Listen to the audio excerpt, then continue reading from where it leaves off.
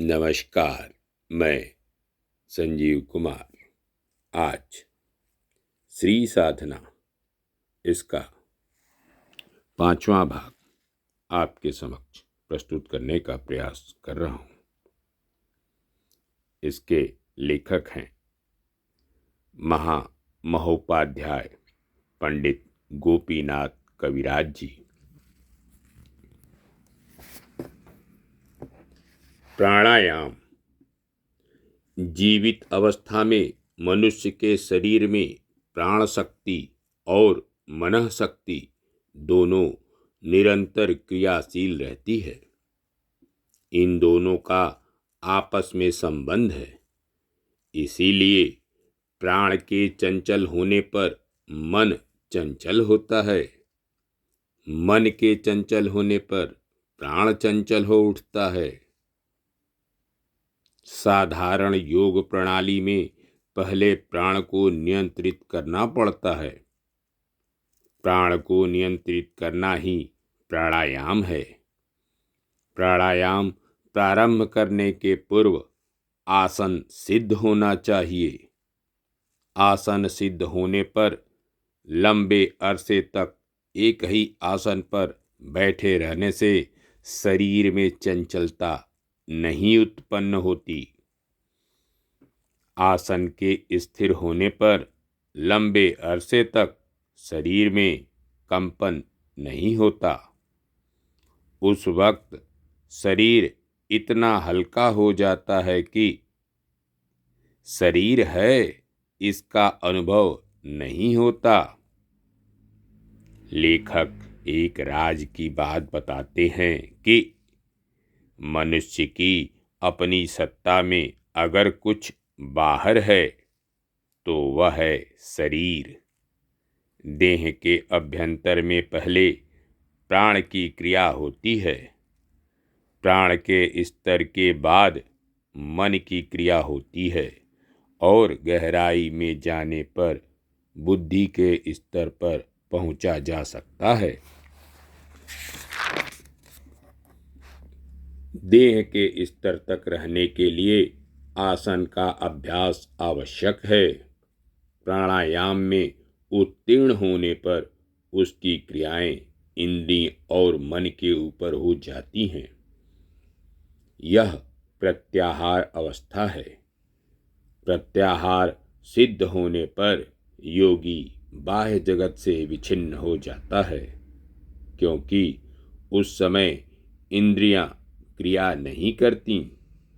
इसके बाद वे अंतर जगत में प्रवेश करती हैं। वहाँ की क्रिया का नाम है धारणा, ध्यान, समाधि। उस समय बाह्य जगत के बारे में कोई ज्ञान नहीं आता, पर मन के संस्कार कार्य करते रहते हैं। यह धारणा की अवस्था है। जैसे हाथ में पानी लेकर गिरा देने के बाद हाथ से टप टप कर बूंद गिरता है, यह वही अवस्था है। मन के स्थिर होने पर ध्यान होता है। यहाँ पर मन की क्रिया में अविच्छिन्न भाव तेल की धार की तरह होता है। यह ध्यान की अवस्था है। इसके बाद मन अभिष्ट विषय की ओर आकृष्ट होता है। मन का धारा प्रवाह नहीं रहता। इसी का नाम है समाधि। ध्यान देने योग्य है कि किसी भी विषय पर चित्त की समाधि होने से प्रज्ञा का उदय होता है। इसे समाधि जनित ज्ञान कहते हैं। ज्ञान का उदय होने के बाद उस ज्ञान को निर्मल अर्थात शुद्ध करना पड़ता है। सविकल्प से निर्विकल्प में जाना ही ज्ञान की शुद्धि है। वितर्क भूमि पर शब्द और ज्ञान का संकर्ष या मिश्रण होता है। ज्ञान में शब्द के संस्कार रह जाते हैं, इसी कारण समाधि सविकल्प होती है। जब यह संस्कार अर्थात शब्द संस्कार दूर हो जाता है तब ज्ञान निर्मल हो जाता है। इसे निर्विकल्प अवस्था कहते हैं। विवेक ज्ञान और विवेकजन ज्ञान दोनों अलग अलग चीज हैं। विवेक ज्ञान पुरुष और प्रकृति के भेद का ज्ञान है। विवेकज ज्ञान अति श्रेष्ठ विभूति स्वरूप है। विवेकज ज्ञान से बढ़कर अन्य कोई श्रेष्ठ ज्ञान नहीं है। क्षण एवं क्षण के क्रम या प्रवाह में संयम कर लेने पर विवेकज ज्ञान उत्पन्न होता है। इसी का एक अंश तारक ज्ञान है। तारक ज्ञान सभी विषयों के सभी प्रकार की अवस्था के संबंध में क्रमहीन है। ठीक ढंग से प्राणायाम कर सकने पर मलिनता दूर हो जाती है। प्रतिदिन की संचित मलिनता प्राणायाम के द्वारा शुद्ध करनी चाहिए।